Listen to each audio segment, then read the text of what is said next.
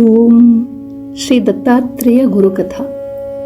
ಓಂ ಅನಸೂಯಾತ್ರಿಮಹರ್ಷಿಭ್ಯಾಂ ನಮಃ. ಶ್ರೀ ದತ್ತಾತ್ರೇಯ ಮಹಾಗುರವೇ ನಮಃ. ಶ್ರೀ ಶ್ರೀಪಾದವಲ್ಲಭ ನೃಸಿಂಹ ಸರಸ್ವತಿ ಗುರುಭ್ಯಾಂ ನಮಃ. ಸದಾಶಿವಸಮಾರಂಭಾಂ ಶಂಕರಾಚಾರ್ಯ ಮಧ್ಯಮಾಂ ಅಸ್ಮದಾಚಾರ್ಯ ಪರ್ಯಂತಾಂ ವಂದೇ ಗುರುಪರಂಪರಾಂ. ದತ್ತಾತ್ರೇಯಂ ಗುರುಂ ವಂದೇ ಶಾಂತಂ ನೀಲನಿಭಪ್ರಭಂ ಆತ್ಮಮಾಯಾರತಂ ದೇವಂ ಅವಧೂತಂ ದಿಗಂಬರಂ. ಪ್ರಸ್ತಾವನೆ. ಭಾಗವತ ಪುರಾಣದಲ್ಲಿ ವರ್ಣಿಸಲ್ಪಟ್ಟಿರುವ ಮಹಾವಿಷ್ಣುವಿನ 21 ಅವತಾರಗಳಲ್ಲಿ ಅವಧೂತ ದತ್ತಾತ್ರೇಯರ ಚರಿತೆಯೂ ಒಂದು. ಭಗವಾನ್ ದತ್ತಾತ್ರೇಯನ ಜೀವನ, ಚಾರಣ, ಸಂವಾದಗಳು, ಲೀಲೆಗಳು ಇತರೆಲ್ಲ ಮಹಾತ್ಮರ ಚರಿತೆಗಳಿಗಿಂತಲೂ ವಿಭಿನ್ನ. ಇಲ್ಲಿ ವಿರಕ್ತಿ ಮತ್ತು ಬ್ರಹ್ಮಾನುಸಂಧಾನವೇ ಪ್ರಧಾನ.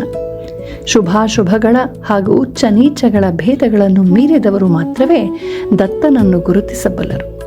ವೇದ, ಪುರಾಣ, ರಾಮಾಯಣ ಮತ್ತು ಮಹಾಭಾರತಗಳಲ್ಲಿ ಕಾಣಬರುವ ಅತ್ರಿ ಅನಸೂಯ ದೇವಿಯರ ಕಥಾಪ್ರಸಂಗಗಳನ್ನು, ಪುರಾಣಗಳಲ್ಲಿನ ದತ್ತಾತ್ರೇಯನ ಚರಿತೆಯನ್ನು, ಅವಧೂತ ದತ್ತನ 24 ಗುರುಗಳನ್ನು, ಆತನ ವಿರಕ್ತಿ, ತಪಸ್ಸು ಹಾಗೂ ಅವಧೂತಾವಸ್ಥೆಗಳ ವರ್ಣನೆಗಳನ್ನು, ಲೋಕ ಕಲ್ಯಾಣಕಾರಿ ಮಹಿಮೆಗಳನ್ನು ಯಥಾವತ್ತಾಗಿ ಪ್ರತಿನಿಧಿಸುವ ಯತ್ನವನ್ನು ಈ ಕೃತಿಯಲ್ಲಿ ಮಾಡಲಾಗಿದೆ. ಅವಧೂತ ಗೀತೆ, ಭಗವದ್ಗೀತೆ, ವೇದಾಂತ ಹಾಗೂ ಗುರುಮುಖದಲ್ಲಿ ಕೇಳಿದ ಉದಾತ್ತ ವಿಚಾರಗಳು, ಸನಾತನ ಧರ್ಮದ ಮೂಲ ಸಿದ್ಧಾಂತಗಳು, ಸನಾತನ ಧರ್ಮಾಚರಣೆಯ ಅಡಿಪಾಯವಾದಂತಹ ಪಂಚ ಮಹಾಯಜ್ಞಗಳ ಆಚರಣೆ ಮುಂತಾದವನ್ನು ಗಮನದಲ್ಲಿಟ್ಟುಕೊಂಡೇ ಇದನ್ನು ರಚಿಸಲಾಗಿದೆ.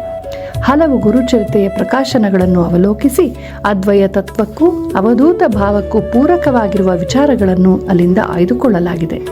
ಶ್ರೀಪಾದವಲ್ಲಭರ ಹಾಗೂ ಶ್ರೀ ನೃಸಿಂಹ ಸರಸ್ವತಿ ಗುರುಗಳ ಚರಿತೆಗಳಲ್ಲಿನ ಅವರ ವೈರಾಗ್ಯ ಮತ್ತು ತಪಸ್ಸುಗಳನ್ನು, ಸಂದೇಶಗಳನ್ನು ಪ್ರಧಾನವಾಗಿರಿಸಿಕೊಳ್ಳಲಾಗಿದೆ. ಪವಾಡಗಳನ್ನು ಹಿತಮಿತವಾಗಿ ಉಳಿಸಿಕೊಳ್ಳಲಾಗಿದೆ. ಆದರೆ ಉತ್ತರೋತ್ತರ ಗುರುಚರಿತೆ ಪ್ರಕಾಶನಗಳಲ್ಲಿ ಮ್ಲೇಚ್ಛ ವ್ಯಕ್ತಿಗಳನ್ನು ಸಜ್ಜನೀಕರಿಸಿರುವ ಪ್ರಸಂಗಗಳು ಮತ್ತು ಮ್ಲೇಚ್ಛ ಬಾಬಾಗಳನ್ನು ಅವಧೂತರಂತೆ ವೈಭವೀಕರಿಸಿರುವ ಸುಳ್ಳು ಕಥೆಗಳನ್ನು ಕೈಬಿಡಲಾಗಿದೆ. ಏಕೆಂದರೆ ಇವು ವೇದ ಪುರಾಣ ಕಥಾಧಾರವನ್ನಾಗಲಿ, ಸನಾತನ ಧರ್ಮದ ಚೌಕಟ್ಟನ್ನಾಗಲಿ, ವೇದಾಂತ ಚಿಂತನೆಯ ಸತ್ವವನ್ನಾಗಲಿ ಹೊಂದಿಲ್ಲ. ಮಹಾತ್ಮರು ಲೋಕ ಕಾರುಣ್ಯದಿಂದ ಜನರ ಕಷ್ಟ ಪರಿಹಾರಕ್ಕೆ ಅನುಗ್ರಹ ಮಾಡುವುದುಂಟು. ಆದರೆ ವಿವೇಕ ವೈರಾಗ್ಯಗಳನ್ನು ಮೂಡಿಸುವುದೇ ಆ ಮಹಾಗುರುವಿನ ನಿಜವಾದ ಮಹಾತ್ಮ್ಯವೇ ಹೊರತು ಪವಾಡಗಳಿಂದ ಬೆರಗುಗೊಳಿಸುವುದು ಅಲ್ಲ. ವಿವೇಕಿಗಳನ್ನು, ಪ್ರಾಮಾಣಿಕರನ್ನು ದತ್ತಾತ್ರೇಯನ ಪ್ರೌಢ ಜೀವನ ಸಂದೇಶಗಳು ಸೆಳೆದರೆ, ಪವಾಡಗಳ ಬೆರಗು, ಹುಚ್ಚು ಭಾವುಕತೆ ಮತ್ತು ಸುಲಭ ಲಾಭದ ಲೋಭವು ಭಾವುಕ ಜನರನ್ನು ಮ್ಲೇಚ್ಛ ಭಾವಗಳತ್ತ ಸೆಳೆಯುತ್ತದೆ. ಹೀಗೆ ಸುಳ್ಳನ್ನು ನಂಬುವುದರ ಮೂಲಕ ಸತ್ಯಂವದ ಧರ್ಮಂಚರ ಎಂಬ ವೇದ ನಿರ್ದೇಶಕ್ಕೆ ಅಪಚಾರವಾಗುತ್ತದೆ ಎನ್ನುವುದು ಭಾವುಕರಿಗೆ ಅರ್ಥವಾಗದು. ಇರಲಿ, ದತ್ತನಂತಹ ಅವಧೂತರ ಎತ್ತರಕ್ಕೂ ಈ ಮ್ಲೇಚ್ಛ ಭಾವಗಳ ಪವಾಡದ ಕೀಳು ನಾಟಕಕ್ಕೂ ಅಜಗಜಾಂತರ. ವ್ಯಕ್ತಿ ಪೂಜೆಯ ಭರದಲ್ಲಿ ಇಂಥವರನ್ನ ಪವಿತ್ರ ಗುರುಗಳ ಸಾಲಿನಲ್ಲಿ ಕೂರಿಸುವ ಅಪಚಾರವನ್ನು ಎಸಗದಂತೆ ಇಲ್ಲಿ ಎಚ್ಚರ ವಹಿಸಲಾಗಿದೆ. ಇದಕ್ಕೆ ಜ್ಯೇಷ್ಠ ಗುರು ಹಿರಿಯರ ನಿರ್ದೇಶವೂ ಅನುಕೂಲಿಸಿದೆ. ಶ್ರೀ ದತ್ತಾತ್ರೇಯ ಗುರುಕಥಾ ಸ್ವರೂಪವು ಹೀಗಿದೆ. ಈ ಗುರುಕಥೆಯು 3 ಭಾಗಗಳಲ್ಲಿದೆ. ಮೊದಲ ಭಾಗದಲ್ಲಿ ಅತ್ರಿ ಅನಸೂಯ ಕುಮಾರನಾದ ದತ್ತಾತ್ರೇಯನ ಮೂಲ ಚರಿತೆಯು ವಿವರವಾಗಿ ಮೂಡಿದೆ. ಎರಡನೆಯ ಭಾಗದಲ್ಲಿ ಶ್ರೀ ಶ್ರೀಪಾದವಲ್ಲಭ ಯೋಗಿಗಳ ಹಾಗೂ ಶ್ರೀ ನೃಸಿಂಹ ಸರಸ್ವತಿ ಸ್ವಾಮಿಗಳ ಚರಿತೆಗಳು ಮೂಡಿವೆ. ಇದರೊಂದಿಗೆ ಈ 3 ಗುರುಸ್ವರೂಪರ ಪವಿತ್ರ ತೀರ್ಥಕ್ಷೇತ್ರಗಳ ಪಟ್ಟಿಯೂ ಇದೆ.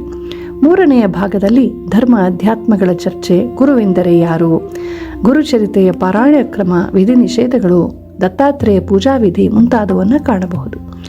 ಕಥನದ ಮತ್ತು ಶಾಸ್ತ್ರ ಚರ್ಚೆಗಳ ಅನುಕೂಲಕ್ಕಾಗಿ ಈ 3 ಭಾಗಗಳನ್ನು ಒಂದು ಕಥಾಸೂತ್ರದಲ್ಲಿ ಹೆಣೆಯಲೆಂದು ದತ್ತ ಪ್ರತಿನಿಧಿಯಾಗಿ ಸಿದ್ಧ ಯೋಗೀಶ್ವರರ ಪಾತ್ರವನ್ನು, ಭಕ್ತಲೋಕದ ಪ್ರತಿನಿಧಿಯಾಗಿ ಶ್ರೀಮತಿ ಮತ್ತು ಸುಧರ್ಮ ದಂಪತಿಗಳ ಪಾತ್ರಗಳನ್ನು ಹೆಣೆಯಲಾಗಿದೆ.